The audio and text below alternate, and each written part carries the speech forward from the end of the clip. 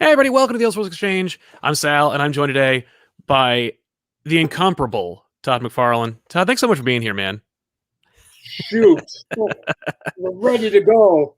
Yes, I've been working out, getting ready, getting prepped for this. getting So, strong, looking good, looking good. Love the hat. it's the pandemic. Oh yeah, shoot. Look at you. Hey, I tell people, you create a character, it makes $1 billion for somebody, they'll give you a free hat. So They'll give you a free hat. Well, that's all the motivation I need. right, that's it. Run to your local big corporation. Yes. But yeah, pandemic giving you an opportunity to kind of take care of yourself, work out. Yeah, I was able to do a little bit of working out. I also had a bunch of oral surgery. So if you hear me slur, that's what it is. I don't drink alcohol, so it's not that. And so then I lost my appetite. So it was like, so I was able to lose weight. It's the most expensive diet I've ever been on. Right? Oh, sure. So you go, what? That's a lot of money. But I go, hey, but I lost some weight, and then I get back in shape. So no, I'm at my playing weight when I played college baseball. Nice. Right? I'm at the exact same weight. Right? It's wow. Let me tell you, it's not all sitting in the exact same spots as it was back in my 20s. But shoot, it's ready. So now I'm going up. I'm hiking faster. I'm running a little faster because I dropped some weight. So I'm going good. I'm going good. So now, now I can run away from my enemies even faster. Yeah. That's why many of us joined sports in high school and college, just to be able to run a little faster, just to be able to get that pep in our step. I'm so excited, and you must be too, because I don't think I've seen this much hype for Spawn since the year of Spawn, which is going back 24 years. There is this new initiative for Spawn.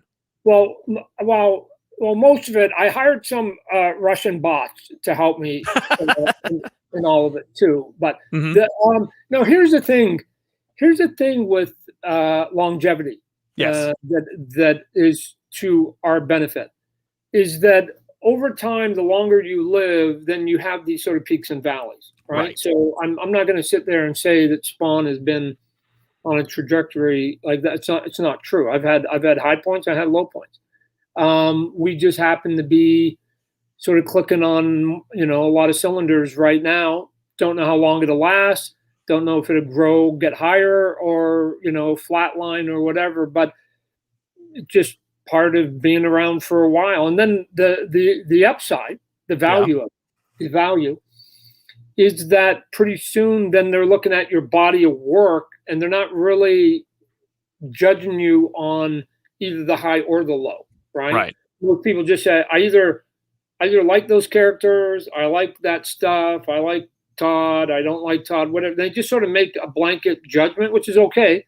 And the upside for a guy like me is that then if you get it wrong a little bit, sure, then the fan base is pretty forgiving because they're not judging you anymore on, like they used to in the beginning of my career, on what you were doing today. They're looking at this big thing. And I've said it to plenty of other artists, that especially people who are seasoned vets, it's like, come on, there's nothing you're going to draw today that's going to offend any one of your fans or get them, no matter how awesome it is, to get them to like you anymore. You either like Jim Lee art or you don't. Like, you're not going to do one and go, oh my God, now I really like him. Right. Now I get it.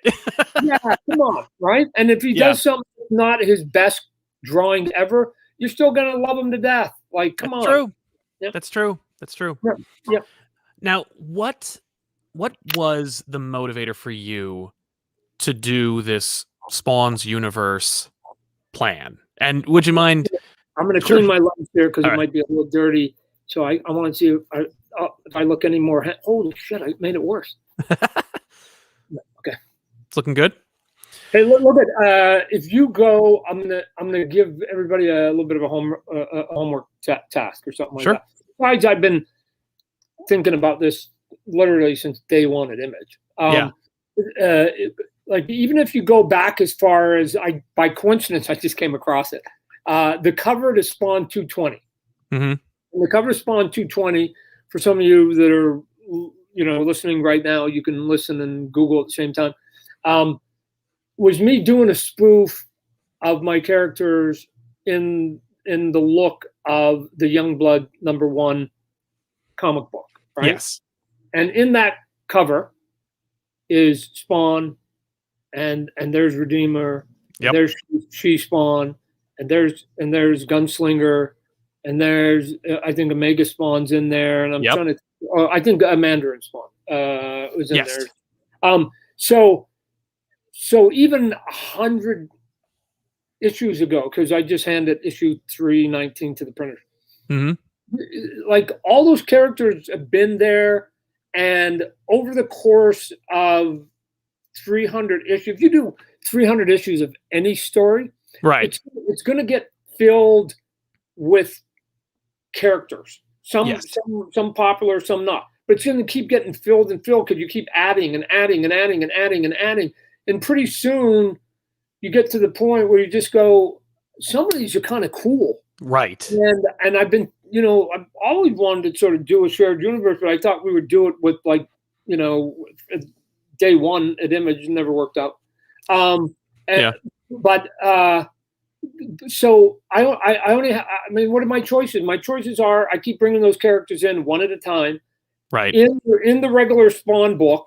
And all of a sudden the Spawn book becomes a team up book, which is a little bit what it's felt like the last 5-6 months because I'm prepping for this. Right. But eventually I have to sort of give room to so that some of those characters can bounce off in other books and not basically crowd the Spawn book every exactly. If you're buying a Spawn book, you're there for Spawn. It's not called Spawn Team, although the book that's coming out next week, Spawn's Universe, that is going to have it's going to be chock full of characters, and it's going to introduce you to a whole bunch of characters that maybe you've seen before. And that what you're getting into when you're picking up that book, which happens to be right here. My bank copy, and then a couple months later, you're going to get King Spawn, right? So actually, this is Brett Booth's cover. This one sort of shows more of the bunch of the characters and stuff. Awesome. I look at it here. I mean, the big game plan where I keep calling it, Spawn. The year of Spawn, 2021, is that by the end of the year, there's going to be Spawn. Because here's what happened: you're a Spawn fan, you like Spawn, you're curious about Spawn. You go in once a month and you're out. Right. And then I have to hope that in those 3 weeks in between, sometimes 4, because there's a couple months that have 5 weeks, like tip weeks, you don't get so distracted you forget about me. Right. You gotta hope you come back and date me again the next month and you pick up my book.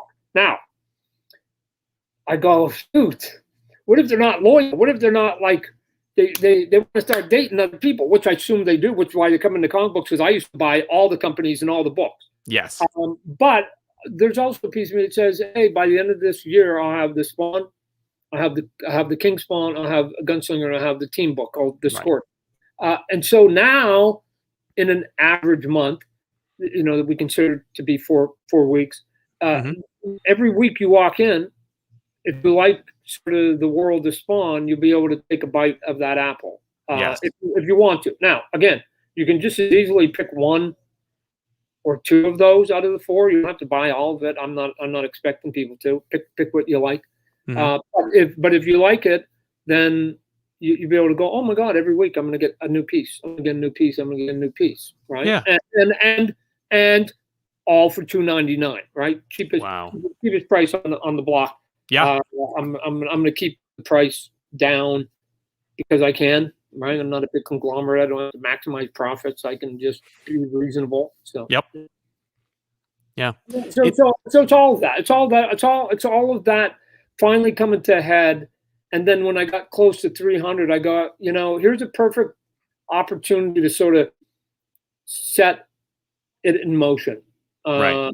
And so the story has in 301 has sort of this big moment that creates this sort of tear in time, and then for people again that are Googling, if you look at the cover of 300 and 301 that Jerome Pena and I, he penciled, I inked it, you're going to see that it was another sort of couple covers with group. And people were saying, why do you do those covers? They're not in those books. Right. And the answer was, well, just wait and see. Right. And so the seeds were starting to be focused at that point that I go, I'm going to do this. Yeah. And this is why I put those covers out, to just go, the vent of 300 is basically the pebble, the catalyst that's now going to lead to an official, oh, there it is, right there. Yeah. Yeah. I think that was 301. Yeah, 301. It looks like there's 5 or 6 or 7 characters there. Right. And then he also did another one for 300. It was like they were charging to the left. There was another 5 or 6 characters that you just go, okay. And if you combine all of these together, you go, man, there's kind of a lot of them. Yeah. And that's not including sort of all the bad guys and sort of the intermediate characters. Yeah. But I just went, it's time. I'm not getting any younger. And if I'm going to do it, then now's the time to do it. Especially, I knew we had some momentum, or at least we were going to have momentum coming out of 300, 301. Yes. So it's like, if I'm going to do it, let's do it while we've got some momentum. Right. So it took sort of a year to sort of lay a couple of the blueprints down, and now we're here officially. And so on the 23rd, it's go time. Yes. And hopefully we'll archive this interview and we'll come back, you and I, 5 years from now, 10 years from now, and hopefully we'll both be a little surprised at what it led to. Yes. Right? Because I'm going to assume that some of the stuff that people hopefully will be talking about in the future, I haven't even invented, or some of the creative people that I'm going to hire, I haven't even hired them to help create it. Like it's in the future, right? Yeah. In the future, but we're going to go there because I'm going to keep expanding. I'm going to keep expanding. Yeah. Well, that's the stepping stone, right? That's where you have no idea where the next step's going to go. But right now, right? It's the fun part of it. Yeah. Now you have led the Spawn title yourself, by and large, not including very, very small examples like when you had Alan Moore, Frank Miller, etc., like pop in and do their thing. But you've steered the boat. I've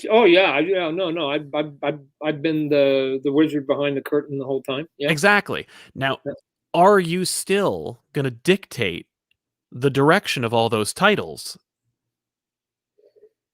Not dictate. I don't. I don't think that would be a fun excursion. It's certainly not a fun. Yeah, it's not a fun description, but no. When I'm hiring people, whether it's the artists or the writers, Sean Lewis is the first sort of writer to come on board and help me. Yeah, he's going to be writing the King Spawn book, and the reason I go, I'll and then Alex Cott came on and is doing a little bit of the gunslinger stuff with the artist named Kevin Keane. But I said, I'll write 2 of the 4, and we'll go from there. We'll see.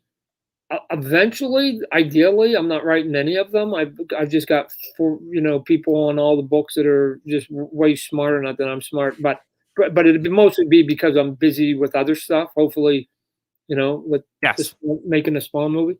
And so I'll have to sort of hand it off to people, whatever else. So I wanted to give Sean one of the Spawn books just to have somebody else give a perspective of Spawn that isn't me. Mm-hmm. And so what my role is for a guy like Sean is to either, and it would be the same with any writer, is to say, here, let me just verbal vomit sort of what the Spawn world is in my head, and what all the components kind of mean and how they're connected. Mm-hmm. Some of them are kind of fully formed, and some of them are very loosely formed, and they just got threads dangling. And what happens if you pull one of those threads? I don't know what the answer is. I never written it. Pull it. do whatever you want to do. Don't repeat what I've done, because I'll get mad really fast. Because if you're going to just do bad Todd, I'll do Todd, right? Yeah, you might as well. Yeah, no, that's actually, of all the things, it's the thing that agitates me the most, when people just give me Todd Light. Right. And I'm like, if I want Todd Light, I'll do it myself. Yeah. Right. I want artists that don't draw like me. I want writers that don't write like me. I want to read stories and look at visuals that I am jealous of, that I go, oh my God, I've been doing it for 30 years and I never thought of that. Right. Those would be awesome. And then layered with that is, I know more about the mythology than anybody else. So when you're giving me these ideas, I can tell you whether you're breaking any rules. Right. So for me, it's I'm not here to say you can't have that cool story. Yeah. What I'm saying, though, is that you want person A and person B to get married. I think it's a cool idea and it's a great pitch. I'm just here to tell you, you probably don't know this, but one of those people is already married. Right. So a couple things have to happen here. Either A, that one person has to get divorced, or that their husband has to leave them, or they have to get hit by a bus so that they're free to get married. Yeah. Over in this story. Or why does character B need to get married? And then let me ask you a question. Okay, now that you said that, does it have to be to character A? Right. And if it's not, here's 4 other characters that would fit the bill really easily, right? Mm-hmm. So I'm not here to say it can't be A, but I'm here to say not now, because that person's married. Right. So I'm just being an editor. Or I'll give you some other options. And then I let the writer, and I've done this plenty of times with Sean, that I let him go back and stew on it for a day. And then he comes back and says, hey, I'd rather go to the left, not the right. You know, gotcha. And I got it. Then we just have to do this planning to make that work. And so my job isn't to figure out how for somebody to not tell their story. Uh-huh. My job is to say, come up with whatever story you want. And if it's bending or breaking any real big continuity, let me help guide you through it so you can get to your story. Sure. And so and sometimes it's just a couple word balloons. You just have to say something that gets you past that, and you go, good, there. Now you haven't broken that there's been 300 issues prior because they acknowledged it, and now they're moving on. And so just little stuff. I'm not a big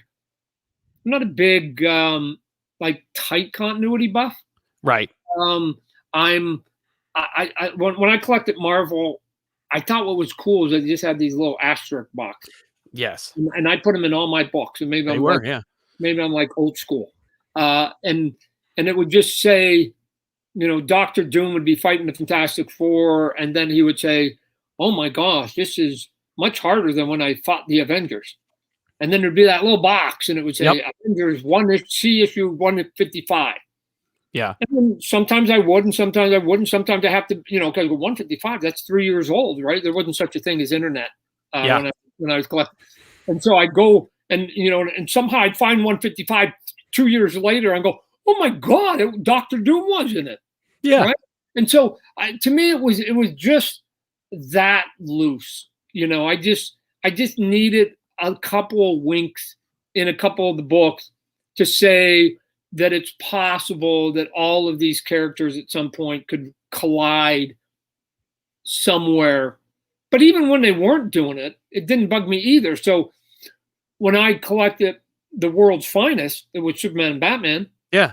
At that time, DC, from what I remember, they weren't using these editorial boxes. No. And so Batman would never acknowledge in Detective Comics or Batman that he ever teamed up with Superman. Mm-hmm. Didn't bug me. Or Batman or Superman in his book would never say, man, I just had that World's Finest adventure, which like none of that was ever spoken, but it was okay. I could buy Superman and enjoy it. I could buy Batman and enjoy it, and I could buy World's Finest and enjoy the heck out of that too. Right. So I was a pretty easy audience. Let me just say. And so I just need it a little bit. And so to me, that's what we're talking about here. Especially as time goes by, to spread the influence of Spawn and the Spawn type characters will diminish over time.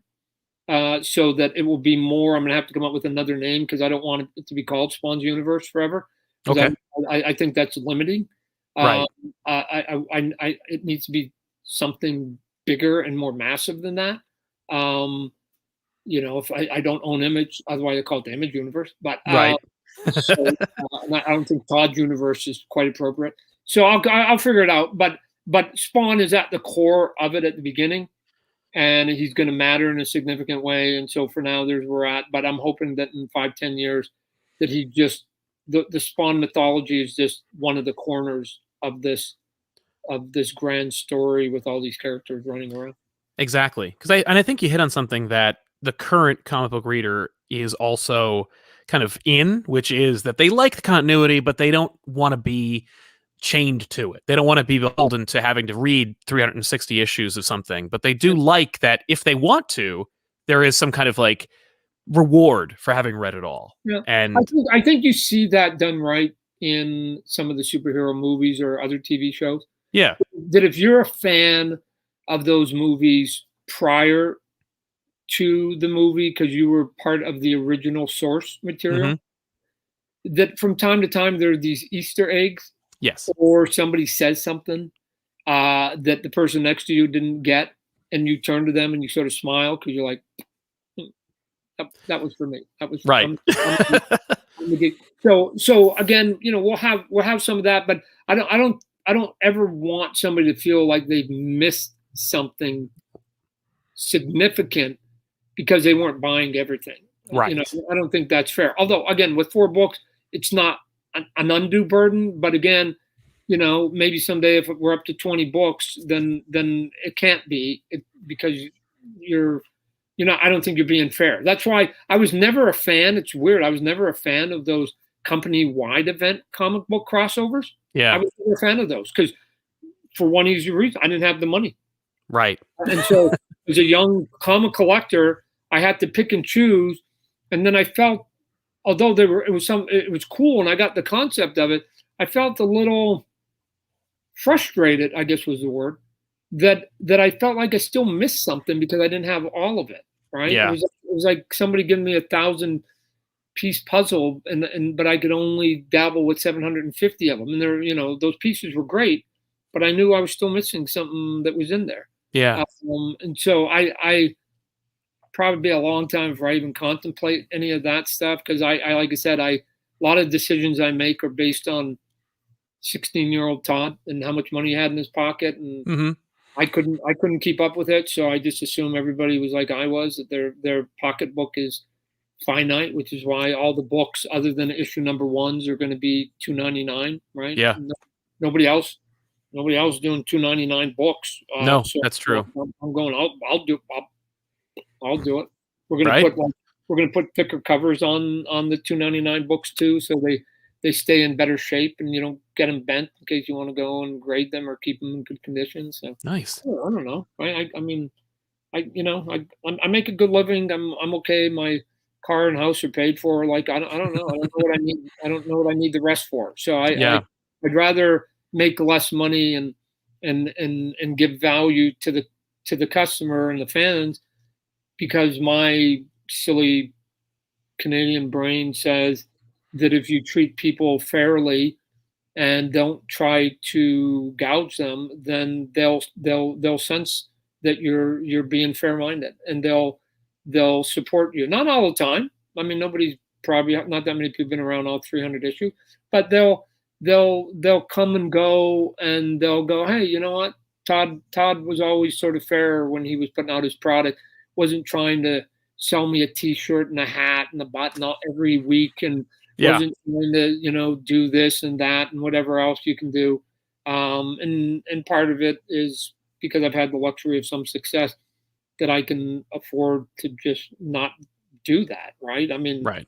It's anti-capitalism at times, but I think My argument is I don't think it is, because I think in the long run, I'll retain more fans for a longer period of time, and I'll eventually make up whatever it is you think I'm not grabbing right now, because you can make a hit, you can cash right now. Yeah. So yeah, certainly if you compare the approach that you're doing with Spawn's Universe and the 4 titles, $2.99, with distinguished other competition, there seems to be this desire, this need, this like urgency about got to make the most bang for my buck right now, because you never know when the next buck will come. And it's like they're forgetting that the audience for comics is very different, and there is like loyalty, and there is like there is veracity, and there is this like desire for the next big hot thing. But when you treat your audience right, and you've done this 30 years, you've built up this brand and this audience and this people who like know what to expect, or what they're getting into when they pick up a Todd McFarlane product, whether it's a comic, an action figure, whatever it is. I treat, and again, it's sort of silly, but I treat money as sort of like food, right? Mm-hmm. You should put food on your plate and take it when you're hungry and when you need it. Right. But if you're full and you've got enough, stop being greedy. Stop being a pig. Right. And here's why I say it, at least for me, is that because if you've been taking the whole time and maxing out your profits, maxing, there actually may come a time, and why are you doing it? Because we can. There may actually come a time where you actually need your fan base to be loyal and to come and support you, because times are a little bit tough and you need them there, and you may have to ask a little bit of a favor, or I may have to raise the book from $2.99 to $3.49, right? Right. Because of whatever. But, hopefully they'll say, you know what? 30 years ago, he started at $1.99. Right. It took him 30 years to go up $1. Right? That's true. And when we started, Marvel and DC were $1 or $1.25, and now they're $5-6, right? They've gone up $4 in 30 years. Todd's gone up $1. And so I think they'll be way more forgiving if I go up to $3.49. Oh, by the way, I'll still be the cheapest guy on the stand. That's true. And they'll say, okay, and he's not. So I'll get to $3.99 when I need $3.99. Like, I don't need it. But the other companies, God bless, they're public companies, and the people at the top are tasked, which I'm not saying it's good or bad. I'm just saying it is. They're tasked with what they call a fiduciary responsibility, and the fiduciary responsibility is every 90 days you must try and maximize out the value to your shareholders. That's what a public company is. I'm not saying it's good or bad. We can have that debate another time. I'm saying that's how it works. A guy like me, knowing that's how it works, can take advantage of it, because not only is that their giant advantage, which is that they have more money and they have more people and they have more prestige and they have more brands because they're so big. Yeah.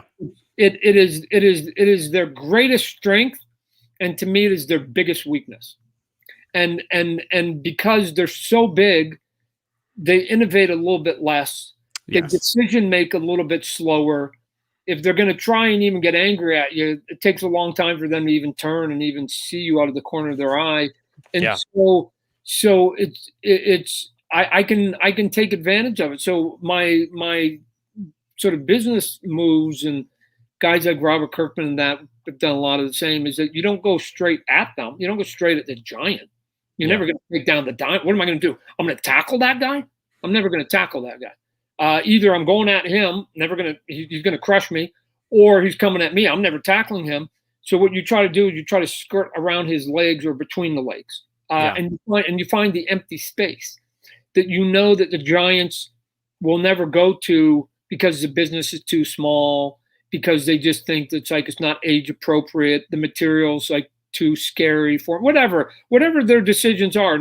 And again, remember, these are companies making $1 billion. If I was making $1 billion, I'd probably protect it too, right? Yeah. So this is why I'm not going to say anything overly bad, because they're making $1 billion, right? They're doing something right. They're doing something right. My crazy says yeah, but if you tried these other things, you might make 2 billion, right? Right.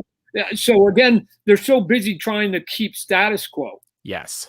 To protect the billion, that sometimes they leave opportunities where, to me, I think there's opportunities there was another billion over like, and so other people are going to come in and fill it.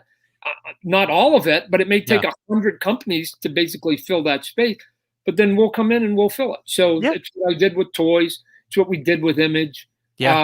You know, even if you look at the books that we do at Image, they're fairly eclectic. And they don't necessarily fall into sort of obviously, for sure, classic superhero bent comic book. Vast majority of them. I'm sort of a little bit of a dinosaur at Image with what I do.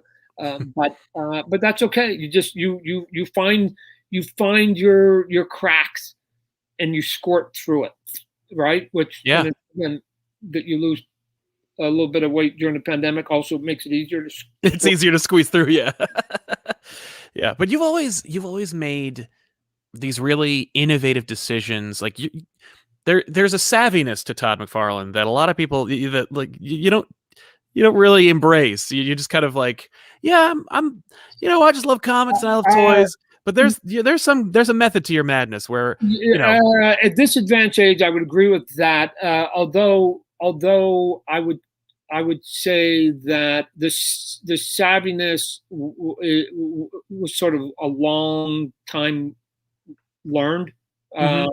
That I made a lot of mistakes along the way. And so you start calculating what worked and what didn't work.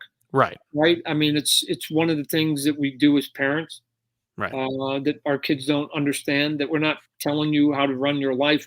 What for the most part, what we're doing is telling you how not to run your life, because we're older than you and we've been down those dark alleys and we know they're dead ends, and we're just trying to turn you around and say the good part of the world's over there. I don't know, but I'm telling you, that's a dead end. That one's a dead end. It's called drugs. That one's over there, alcoholic. That one, being a wife beater. That one's a dead end. Like, I mean, there's a lot of dead ends. Right? Yeah. Being an asshole, right? That one's a dead end. Right. Unless you're making people money. No, which is true. It's the only time anybody puts up with an asshole if you're making. That's right. If they make any money, yeah. But man, the first day you're just an asshole. Right? That's right. And nobody will hang out with you. So I don't want to hear about it when there's only 3 people at your funeral.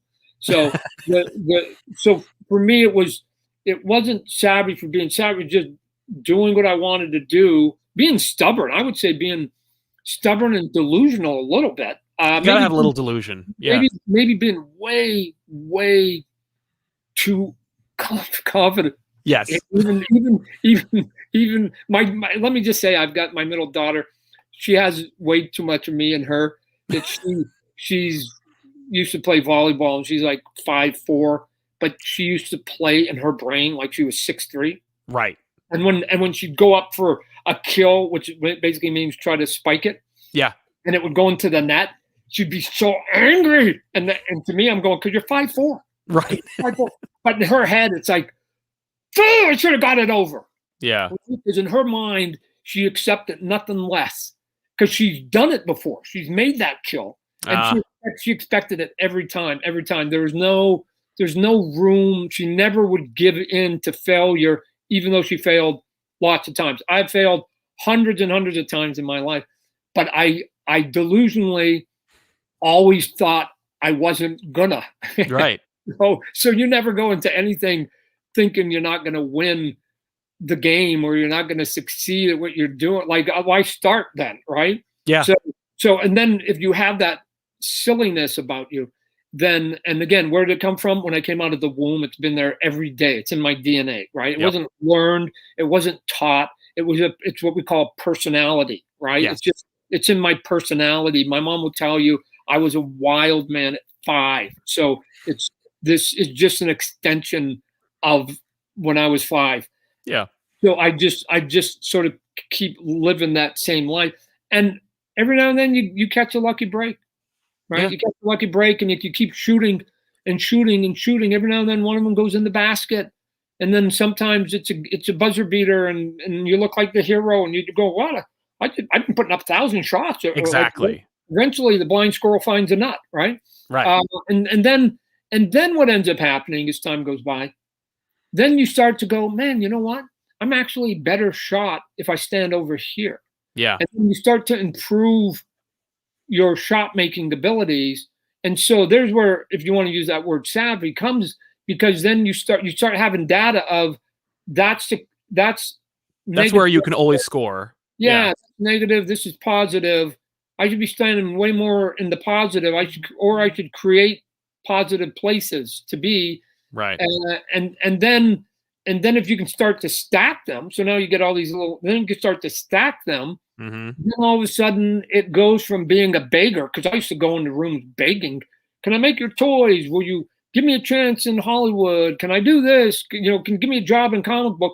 To it actually, you have a resume, right? And now and part of the resume is success, and now you can point to the success and go, hey, I did this, and I've done this, and we did this, and I've got this, and I did this, and boom, boom, boom, compared to the Marvel book, compared to the other toy makers, compared to this, compared to this, compared to this. So you have to ask yourself the question, I've tried these 20 things, 18 of them have been successful. Do you think that 90% plus success rate will continue on this new adventure? That's the question you're asking. Not can I surround myself with creative people? That's a given. We're going to do that. I've been doing that for 30 years. Yeah. The question is, do you think it will work? And I'm here to tell you, I will choke you with data now. I'm old enough now. I'll choke you with data that if you don't pick me, I think you're a fool. Right. So, and if you don't, I'll either go find somebody else or I'll spend my own money and I'll do it on my own. Right? Exactly. Like, I think this is doable. I'm not trying to take a half court shot anymore. I think this is literally a layup. We're talking about a layup right now. So. Okay. Because you hear talk, and in the wake of the pandemic, the sky was falling. Everybody was talking about the end of comics and the end of publishers and distributors and everything. And in the wake of that, obviously the comic book industry did not implode. It was a hard time for everybody, but everyone emerged ultimately not unscathed, but certainly licking their wounds, but alive. And everyone's talking about how to sell comics, how to do this, that, and the other thing, how to become innovative. And then you come out of the gate, here's 4 new Spawn books.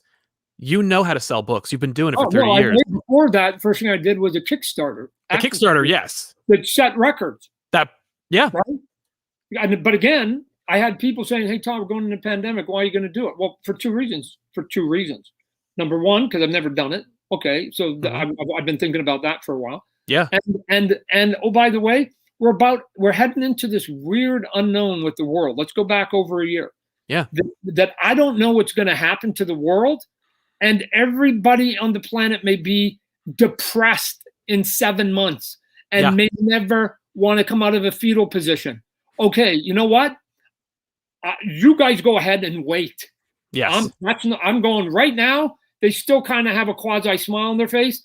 I'm going to at least do something which is better than nothing. Yeah. And see what ends up happening. Oh, and by the way, here's the other reason we should be doing something, especially in comic books. Yeah. Hollywood shut down. Hollywood is shut down. And when we go to San Diego right now, who do we get trampled by?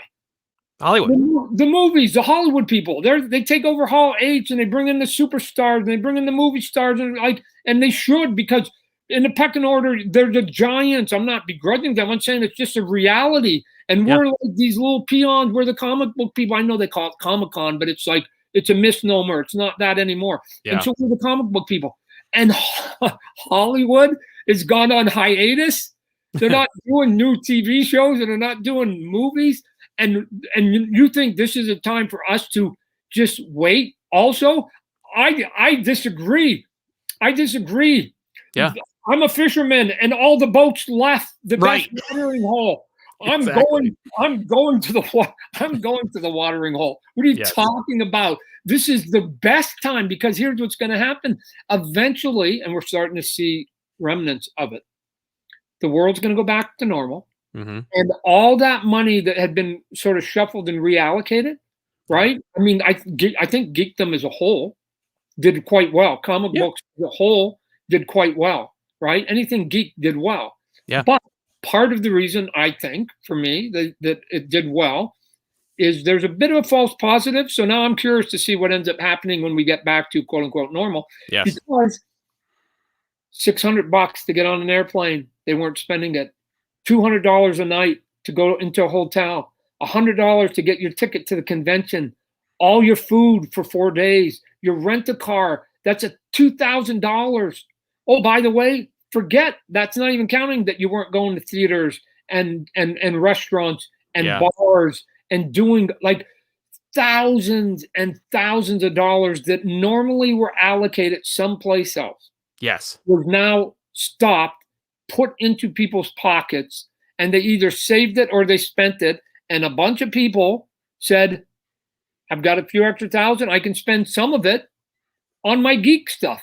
That's right. And so the geek stuff went out. But now what ends up happening once they decide they're going to go travel to Europe again? That's $1,000, $2,000 that they had last year spent maybe on new clothes, a new phone, furniture, geek stuff, whatever it was. The money is just getting shifted, right? Yeah. And so now it's gonna be curious to see what happens of how much of that gain we can keep. What I'm hoping for our industry is that here is the floor and we went to this new ceiling. Yeah. And then when normal comes, I hope that we're somewhere in between. Not all the way back to the floor again, right? Right. So, that you actually made gains as opposed to just kind of like an inflated idea of what it was. But you knew how to sell a comic because the names attached to these new books are names that sell books. These are comics that get retailers excited, they get fans excited, they get your audience excited. It's not just, oh, I'm going to try this, I'm going to try that. Who knows? You know, these are smart, informed decisions that you know if you read comics or if you're in the industry. I mean, look at the roster of people working on these books. I mean, just getting Jim Chung to draw any Spawn-related item, and I've seen some of the pages, and they look really exciting. Oh, dude, look at here's all you need to know about Jim Chung. Page 1. There's no spoiler. I think I've showed this page before. There's a close up of Cog, right? Yes. This is an old man with a beard, and that's cool. Yeah. And when you can make an old man in a trench coat and a hat with a beard, basically a homeless guy, look cool. Yeah. Shoot.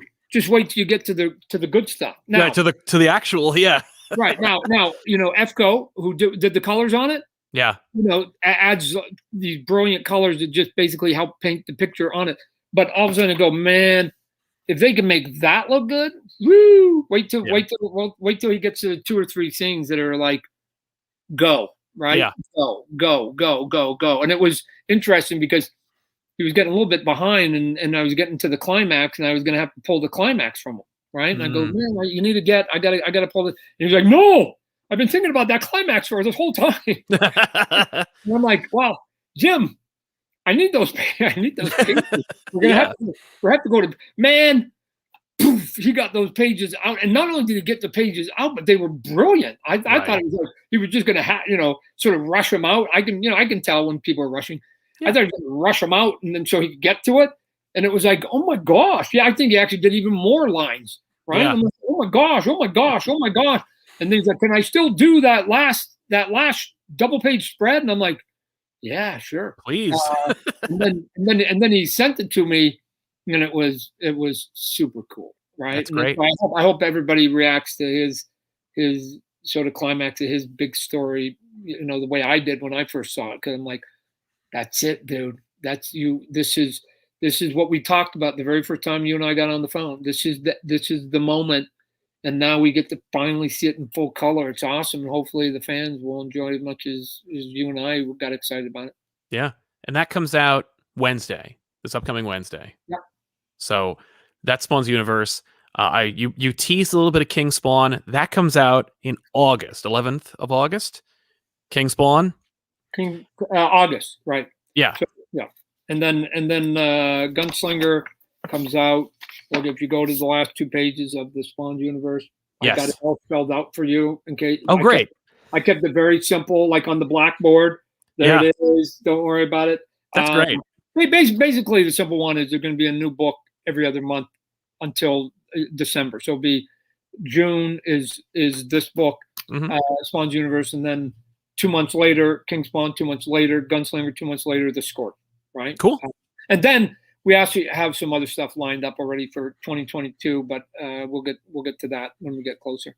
Right. We're already like, let's enjoy the moment. Let's be excited about what's coming like in the next month, right? Yeah, it's interesting because, like I said, I've been living with it for so long. I got my advanced copies. Like I'm like, right, you've read it already. That's yesterday's news, right? So and I still have to go. Wow, we're still a week before the public sees it. Yeah, and then they can sort of give their comments on it. I didn't want to, going back to the 16-year-old Todd only had limited funds in his pocket. Yeah, I didn't want to do them like 4 months in a row because I just thought that would be too much too fast. Because you know I'm gonna, you know, they're all the number ones are gonna be an elevated price on it. I mean, you get elevated page counts too, right? I mean, this one is big, if not bigger than issue 300 at $2 cheaper, right? Nice. So if you like 300, this is basically 300, same format, same thickness, same paper, at $2 cheaper, right? Wow. So there might even be more artwork in there. That to me, again, one of the reasons that I hope I can maybe get people to be curious is that I just give them a lot of value and hopefully some quality that they like. Yes. That they'll go, wow, that was worth my money. And it's like, you know what, maybe I'll buy the next few issues, see if they can keep it up. You know, by the way, it's only $2.99, so I can keep it going there. I don't know. Like I said, it just make it easy. This book normally would be $7.99 to $9.99 if it was coming out, you know, any other company.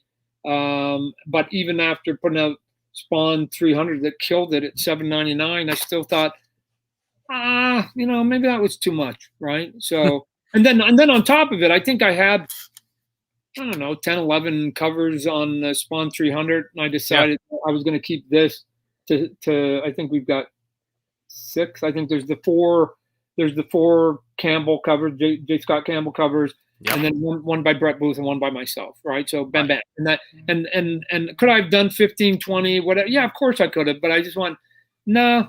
I don't want to push her luck for a couple of reasons. One, I don't want to push her luck, and two, in 2 months we've got King Spawn. There's going to be a couple of covers for it. So I'm looking at all of them as a whole, and I don't think it would be fair to say, hey, 10 covers every 2 months at $5.99. I mean, exactly. I think that's asking a lot, right? So just temper yourself, Todd. It's easy. Just worry about it. You know, you can move some of the covers to issue number 2 or number 3. Right. And move on from there. So. Yeah. I want to switch gears a little bit because we definitely want to cover the discussion of the TV spinoff that was announced recently, which is so exciting because it is centered around Sam and Twitch. Yep. And Sam and Twitch are characters that you could tell some of your favorite characters because of how much play they've gotten since they first appeared. You know, you read they're the main characters practically. Like you read Spawn's there. He has his own pathos. He's trying to deal with Wanda, all that stuff. But then you also have this ongoing drama of these two characters such that they had multiple spinoffs. They've had their own action figures. They were going to be, I remember rumors about the new Spawn movie. You know, they don't even, I think they get like one shot in the 97 movie, but like the discussion about the upcoming Spawn movie, that they would be really more the focus. They'd be more about Sam and Twitch. Yeah. What was the decision about making it into a show, and what can we expect from it? Well, if you look at sort of the arc of the two characters, number one, they were put into the book much like the clown character, that I knew even at the very beginning that the world of Spawn was not going to be overly happy. Right. And I knew that as time was going by, because I knew my own personality, that I sort of like dark, gritty dramas and I like supernatural stuff. That it was going to start to morph a little bit grittier and a little bit darker, and it was going to push away from superheroes, and it was going to get a little bit more into supernatural. Right? Yes. Yeah. Superhero, supernatural, keep the super. Right. And so I knew it was going to go there, and I just felt like I needed a few characters that would just break the morose, somber tone that I knew was going to be there. And I knew that I didn't want Al Simmons, the lead character, to be that guy. Yeah. I didn't want him to be a jokester. I wanted him to be almost sort of deadly serious all the time. Definitely. Yeah. So I knew I was going to have to pepper some characters that could give me just a little bit of levity. I mean, clown a lot of levity at times. Sure. But these two characters, a little bit of levity, even though they're cops and they're going to be dealing with some pretty sort of severe stuff. So that was it. That was sort of the genesis of just sort of trying to balance stuff out. And then when I eventually sort of went and gave them, their own comic books and spun them off and stuff, I wanted to do it in a way in which, if you didn't like superhero comics, you just like sort of gritty pulp fiction stuff. Yeah. That these two guys, although they get pulled into this sort of net that is called Spawn's world, right? That when they're not dealing with a Spawn case, they're very, very good detectives. Right. And they have their own sort of bad cases that they have to deal with. And because they also live in the world of Spawn, some of them are grounded completely in sort of the real world, and others have, again, that little bit of supernatural bent. Yeah. So I remember years and years and years ago when I was pitching it, I was always like, I'm going to show my age. It was like Real Street Blues meets X-Files. Right? Yes. That it was, I wanted to show like real cops, but every now and then there was this sort of stuff moving that most people didn't know, and they wouldn't have anybody they could really talk to about it. They were on their own. They were outliers, trying to solve some of the oddness that they knew was in the world, and they had to keep for themselves. And so, anyways, I'd been talking to people who were making this. I remember talking to the exec producer, and he kept phoning me from Philadelphia, saying he was working on this TV show called Mayor of Easttown. And I was like, oh, cool. And I thought he was saying mayor of Easttown. Okay, cool. Got a show about a mayor. And he was always busy. And he was trying to shoot some of that during the pandemic. So there was a lot of heavy lifting for him and his crew. Sure. But then eventually and at that point, we had sold Sam and Twitch to him. Because we had the writers and we made the pitch, Jason and Todd, the two writers, they'd come on and we'd pitch it and they had bought it. And then we were developing the script. And then all of a sudden I watched that first episode of Mayor of Easttown. And as soon as I was done, I texted them, the exec producer, a guy by the name of Mark Roybal. And I went, Mark, oh my God, like, that was the show you were doing this whole time, like, and I thought it was about a mayor, so right? Me, but I went, man, that's the vibe I want Sam and Twitch to feel like. Yeah. This gritty, somber, heavy, real place that at times, most times, maybe even it's not happy. It's not. Yeah. It's not a joke. If people are just trying to get by every day, and I was like, oh my gosh, this is it. I saw my show. You've already made it. Right. But we had a different sort of bent on what we were doing, and so to end up sort of working out now that hopefully, fingers crossed, we bring in the pedigree of the two writers. Who've done some big projects if you look them up on IMDb. Yeah. And then you come in with a super current, production house that did, Mayor of Easttown. Yeah. And then you add, the guy who created Spawn, and by the way, that's on an uptick and had something to do with Venom. That if you put all those people together and you shake them up and you pour it out, what is it? And we're saying it's Sam and Twitch, right? Right.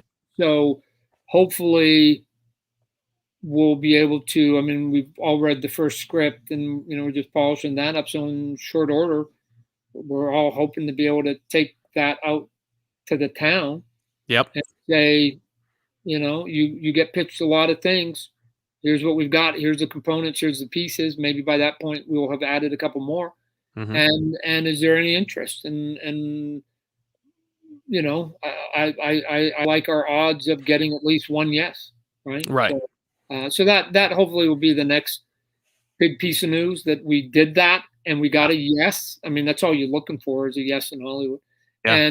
And that we'll be able to say, hey, here's who said yes, and maybe they'll even pencil a pre-production date that we can sort of say, hey, we're going to start making this thing starting this time, and hopefully we'll be on air at this time. So but that's it. It should just be, we put a team together, we're here, we're developing it, and the next one should be, oh, and by the way, the city bought it and we're going. Right. Yeah. It's amazing the renaissance we're in with developing everything under the sun, and how they're all like, there's so many streaming services, there's so many networks, everything is jockeying for your eyeballs when it comes to comics, TV, movies, video games, life, everything, Instagram, TikTok. Well, let's look at the reality of it. The reality was that the pandemic came along. Yep. And Hollywood had to shut down. Right. Yeah. So we talked about that. Right. So that left a lot of time for a lot of people in Hollywood to create ideas, characters, develop, option. I mean, all the things that you weren't, because you had nothing but time now to do it. So not only were we working on during that year on Sam and Twitch, but we were working on some other projects. We've got some other announcements that are going to be coming down the pipeline. This isn't the end of it. We've got others lined up. And we were also pushing the boulder up the hill on the Spawn movie. So work was being done. Yeah. Not as aggressive as you normally would be doing per se if everything was normal, but it gave us opportunities to do things that maybe we would have got distracted and not maybe gotten to. So we'll see. We'll see if it ended up being a net positive. Yeah. Well, and I think the world we're in right now, if it was even 10 years ago, you might have gotten, you get a movie, you got to tell a story in about 90 minutes to 2.5 hours. That's all you got. Yeah. With Sam and Twitch, with this world, you can tell every story that you want to tell with these characters or with this world. You have the luxury of going, well, the movie in my head is like 7 or 8 hours long. Well, that's fine. Yeah. Chop it up. No. And you're seeing these things. Mayor of Easttown is one of them. These 6-part stories, 7-part stories are just extended movies. Right. That's how they're looking at them. That's what the obviously the streamers are looking at it. Yeah. That they even have a term for some of them that are, I forget what it is, like weekend bingeables, which is basically that you can sort of like get through it in a weekend if you want, right? Exactly. It's not and not lose a lot of sleep. But that's they're finding these are working, right? I mean, I think there was another one that was called The Undoing or something with Nicole Kidman or something, and Big Little Lies and stuff like that, and they had sort of a finite amount, and you just go, wow, like that, like people have an appetite for that, so they can go past the 2-hour movie mark and still be engaged in it, right? And not have to wait 2 years for the sequel, if you will. You can basically do the first part and the sequel all in one sitting. So we'll see where it all lands. The name's Todd, only rhymes with God, so I don't control all those decisions, and we'll just see where it all comes out. Hopefully, I mean, it's hard for me to imagine that it's going to take a long time to get to either yes or no. Sure. Where like on the movie front, that just takes a lot longer, right? I've been talking about that way longer than I wish I had and have been. So, but I think the movie stuff is going to move a little bit quicker. We're going to know whether we have something that we're going to move forward with or not pretty quickly. Good. That's great. But in the meantime, comics. We're getting 4 new books next week, Spawn's Universe, and then one every month. Yeah, and pretty so exciting. that's going to be new because again, for so long I've only been on the pace of doing one a month. Exactly. So my staff here, I'm going, hey, that thing that we do this week to get issue 319 out, you got to do that 4 times a month. That's right. So we had a pretty good dry run because Spawn's Universe comes out on the 23rd. Yep. And then because there's 5 shipped weeks in June, then the very next week is Spawn 319. So Oh wow. so we're gonna be teasing for the first time. There's literally gonna be back-to-back Spawn books, on the 23rd, and then you can come back and grab the regular sort of classic book, bam bam, 2 weeks in a row. So and then you're not going to really see sort of the big impact of that until Gunslinger comes out. Okay. That will be the third, because Spawn Universe is only a one shot, so it's going to go away. Right. And then in a couple months, and then King Spawn will fill it. Yes. And when King Spawn fills it, then I'll be back to the 2 books a month. But then to really want to be like, wow, once Gunslinger comes, that's 3. Shoot, we're almost filling up the whole month here. That's right. We're going 2. And then King Spawn, just for a moment, let me just talk about that one for a moment. Please, yeah, because I don't know anything about it outside of the title and the beautiful art. I know lots. I know you do. So, but people ask me, they go, "Oh, is it a new character?" No. So, in its simplest form, if you think of King has sort of the same as mighty, amazing, incredible, right? Gotcha. Like all those vernaculars, spectacular that Marvel took, it's there. Yeah. And so all the good words had already been taken, right? So I didn't think like super duper Spawn would work. So, but knowing a little bit of like where it's going and the motivation of a bunch of the characters and sort of this long sort of bending arc, the word King mattered to me. And if you saw actually on the cover of 301, he was actually holding the crown, and it was more of, for Spawn, the character is not like it's going to be a new character. It's not like it's 20 years in the future. It's none of that. If you like Spawn, you're going to get him twice a month, right? It's like just like Spider-Man. Woo! If you like Batman, you get him like twice a month. Woo! It's still the same 29-year-old Bruce Wayne. You're getting both of them. It's more of that to me, and it's sort of happened since issue 250 when the Al Simmons character returned, that he's now matured, and right. he when he was away and there was the Al Downing substitute Spawn that was there. When he was gone, he was learning the playbook, and now he's like, so this is what this nasty game's about, and it's like, I got it. I've read the rule book, and so you know what? So now, all right, now they want to come. Let's go. Right. Before I was like, what the hell are you guys playing? I don't even know what's going on. Right. And he was sort of almost playing defensive. Yeah. But now he's going to go, no.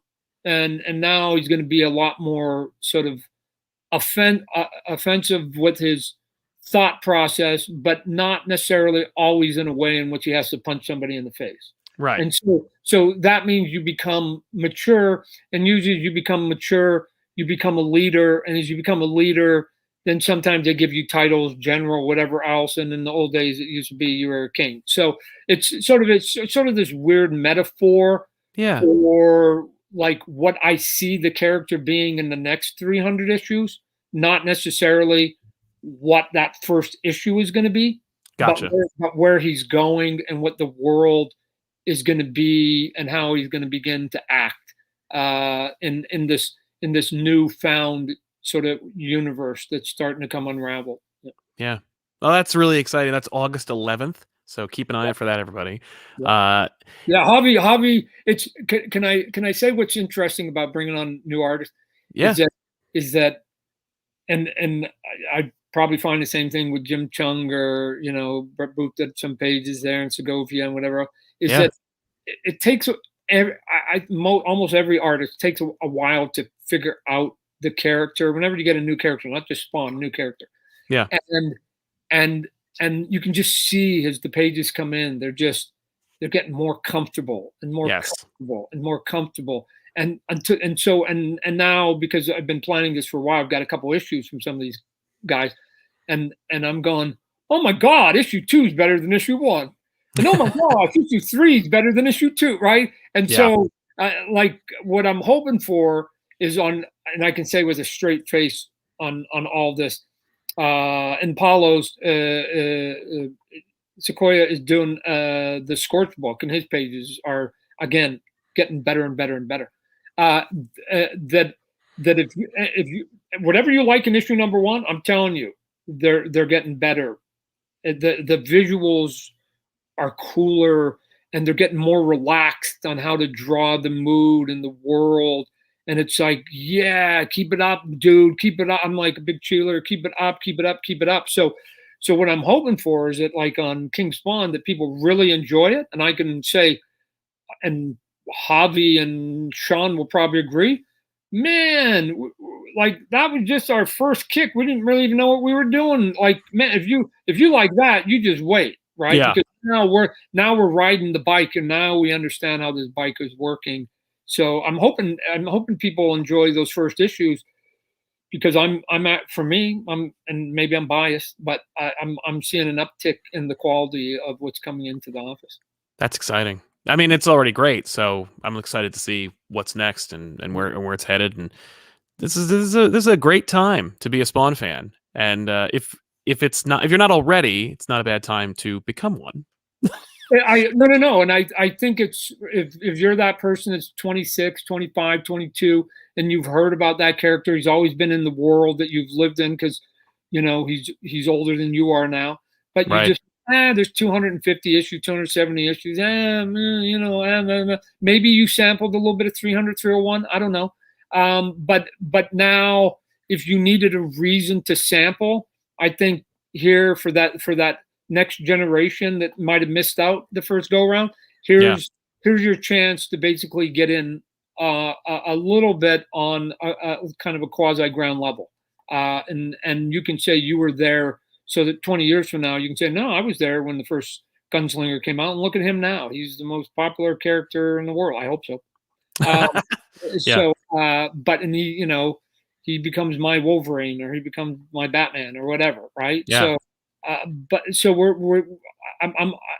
hope that happens to people that will be curious, and one of the ways to do that, give them as much quality as I can, and put it at a fair price so they can sample it at a reasonable price. And so it's not going to cost them a lot to sample a couple of the issues past issue number 1. Yes. So we'll see. Yeah, because that's a real issue for comic book collectors nowadays, is you have to prioritize, because everything costs $4.99, $6.99, depending on how many pages. And so this is an opportunity to kind of like, because that's the thing, is that most folk want to try something. Yeah. And if you want to do the full Monty, then it's going to cost you $12 a month. It's not so bad. And you'll have a whole new universe for $12. So. Nice. Good log line. Todd, thank you so much for coming on the show, man. And everybody, check out Spawn's Universe. It comes out next week, Wednesday, new comic book day. And so we'll be talking about it on our show, and we'll dive into the world of Spawn again. I'm really excited about it.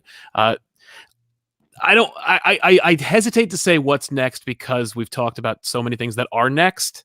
So I don't want you to have to tease anything else, but is there anything that's just right on the top of your head that you're like, oh God, I want to mention this one thing?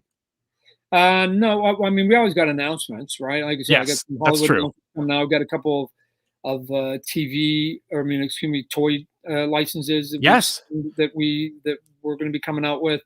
I'll be continuing to add on creative people that I will be talking about from time to time. Mm-hmm. But the piece of the thing, and I've said it before, is that, because I think people at certain points in their lives, sort of make excuses of like, I'm getting too old, can't do it, whatever. That a few months ago I turned 60, right? So I'm like, I'm not a young man anymore. I wish I was. Congratulations. I think I am, right? But I have for a long time thought I was going to live to be 100. and barring disease or stepping in front of a car getting in an accident, I hope I get there. I hope I get there. I don't plan on not creating in those 40 years. And so the thing that's weird for all the things that we can talk about, all the things that we're doing, all whatever, I haven't even been in the business for 40 years, and I think I've got 40 more. Like I'm not even, if what I'm saying is true, I'm not even at the halfway point of my own personal career. Right. So people go, "Oh my God, Todd, you've had it so good." I think I'm only halfway through. And so I'm not saying that in a bragging way. I'm saying that to wake people up to their own lives, that if you do creative stuff, unlike other jobs, you don't have to retire or start thinking you got to slow down at 55, 65. Exactly. You can keep going. You can keep going. I mean, Stan was up on stage entertaining people till he was 95. So, but you can also be creating during all of that. Yes. And I think that you're going to see more and more creators doing that. And so if you get the chance, and I hope I am, because I don't know if they say no, what I'm going to do, get to direct that Spawn movie, then I haven't even begun that career. That's right. I am 60, and there's a career that I haven't even started yet. It's still in the future, right?